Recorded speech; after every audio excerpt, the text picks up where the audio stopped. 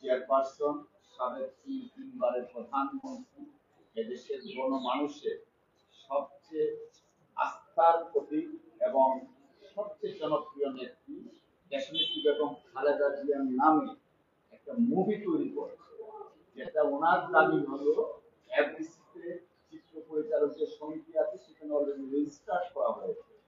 তার ভাষ্যমতে মুভিটার নাম হচ্ছে মাদার অফ ডেমোক্রেসি এবং তার ভাষ্যমতে সেটা হলো বেগম খালেদা জিয়ার জীবনের উপরে এই মুভিটা করা হয়েছে। এই নিউজটা আমাদের দৃষ্টিগোচর হয়েছে।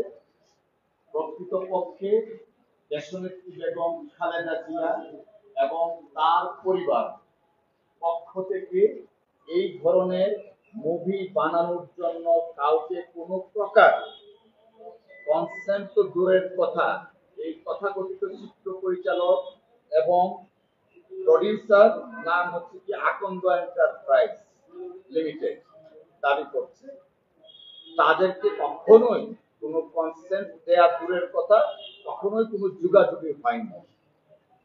আমরা মনে করছি একটি অসৎ উদ্দেশ্যে দেশনেত্রী বেগম খালেদা জিয়ার নাম ভাঙিয়ে একটা মুভি তৈরি করার জন্য অপচেষ্টা লিপ্ত আছে। তাই আজকে আমি আইনজীবী হিসাবে একটা লিগ্যাল নোটিশ পাঠিয়েছি তাদেরকে এই প্রক্রিয়া থেকে, অর্থাৎ দেশনেত্রী বেগম খালেদা জিয়ার নামে যে মুভিটা বানানোর জন্য তারা চিন্তা করছেন বা কাজ শুরু করতে যাচ্ছেন তা থেকে বিরত থাকার জন্য।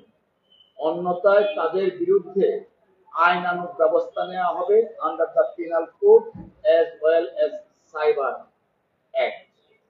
প্রকৃত অবস্থানটা হচ্ছে দেশনেত্রী বেগম খালেদা জিয়া এবং বিএনপির ভারপ্রাপ্ত চেয়ারম্যান জনাব তারেক রহমান সাহেবের কাছ থেকে কেউ কখনো কোনো অনুমতি নেননি, তাদের কনসেন্টও নেই। যে কারণে আমরা লিগ্যাল নোটিশটা দিয়েছি।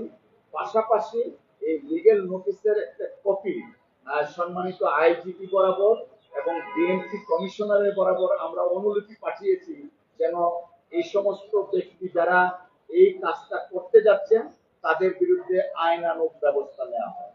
এবং আমরা বলেছি আগামী 5 দিনের মধ্যে এই তথাকথিত ফিল্ম মেকার এবং প্রডিউসার সাংবাদিক সম্মেলন করে তাদের যে বক্তব্য দিয়েছেন তা প্রত্যাহার করবে।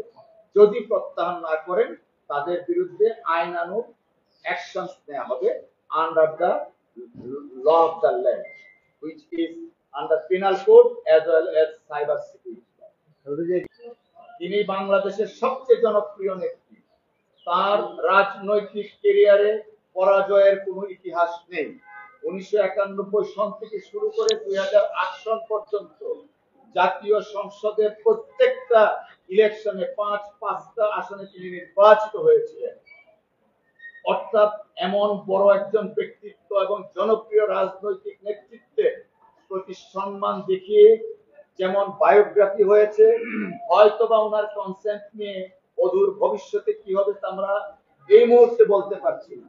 বাট জাতি, দেশ এবং আন্তর্জাতিকভাবে স্বীকৃত অনেকের ব্যাপারে এরকম মুভি হয়েছে, যে কারণে সেটা অস্বীকার করার কোনো উপায় নাই। অদূর ভবিষ্যতে দেশনেত্রী বেগম খালেদা জিয়ার কনসেন্ট নিয়ে যেমন অটোবায়োগ্রাফি হয়েছে, এরকম হওয়াটা অস্বাভাবিক কিছু না।